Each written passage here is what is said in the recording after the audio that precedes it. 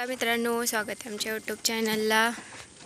मम्मीनी आम्ही इथं ज्वारी टाकली ना, त्याच्यात काय चिकनी प्रकारचं हे गवत असतं, ते आमच्या वावरात भरपूर उगवत आहे, साईडला पण। तर आमच्या शेळ्या खातात चिकनी। तर तेच मम्मीनी जाऊन बरंचसं उपटून आणलं।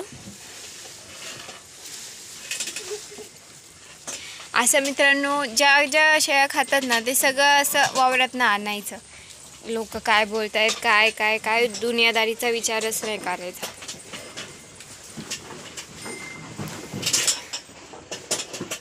करडं पण खातात, शेळ्या पण खातात, चांगला पाला असतो तो। दूध वाढते आणि दुधाने बोलतात, दुधाने लय आवडीने खातात। हप्ता बसलेला नाही,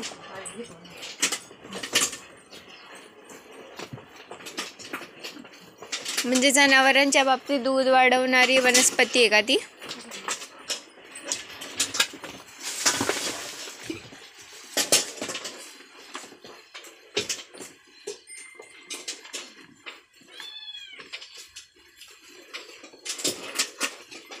आणि एक अनुभव सांगायचा मित्रांनो, आपण जनावर पाळतो, पण 1-2 डॉक्टर लोकांचा कॉन्टॅक्ट पाहिजे। हा अनुभव घेतल्यावर मी सांगते। आता आमची शेळीला काहीतरी लागले, इथं ती बसली होती तर तिला डिलिव्हरीला म्हणजे काळात घेता येत नव्हतं, आणि तिची गर्भपिशवी आणि दुसरी पिशवी संगच आली। त्याच्यामध्ये जनावरांचा जीव पण गेला असता जर उशीर केला असता। मी एकाचा नाही हे भेटलं तर दुसऱ्या डॉक्टरने फोन केला, पण दुसरा डॉक्टर पण दुसरीकडे गेला होता।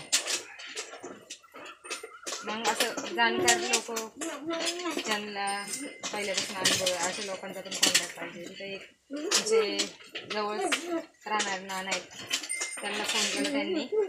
त्यांचा माझ्याकडे नंबर नव्हता, पप्पांचा होता तिचा। त्यांनी फोन केला तर ते बोलले असं आहे, तर ते म्हणजे दुसरीकडे गेले, ते पण 5 मिनटात आले आणि हात घालून तिची पिल्लं बाहेर काढली, एक मेलं, एक जिवंत काढलं। त्याच्यामध्ये अशा वेळेस जनावरांचा जीव पण जाऊ शकतो।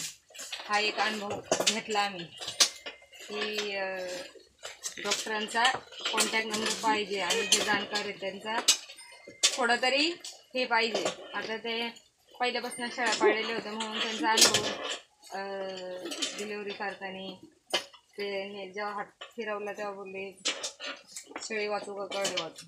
तर म्हटलं पहिलं शेळीचा जीव वाचवा, करडं काय आज ना उद्या होते। असं इथपर्यंत हे होतं माणसाचं, शेळीचा गाऊ पण शकते। असं जर फटाफट कुणी नाही धावून आलं वेळेत, त्या म्हणजे तिचा जीव वाचण्यापासून आणि हे झालो, पण सावध झालो की हा पण एक अनुभव आमच्या जीवनातला, हेच सांगायचं। ठीक आहे मित्रांनो, चॅनलला नवीन असाल तर चॅनलला सबस्क्राईब करा, छान छान कमेंट करत जा आणि काळजी घेत जा। खूप खूप धन्यवाद।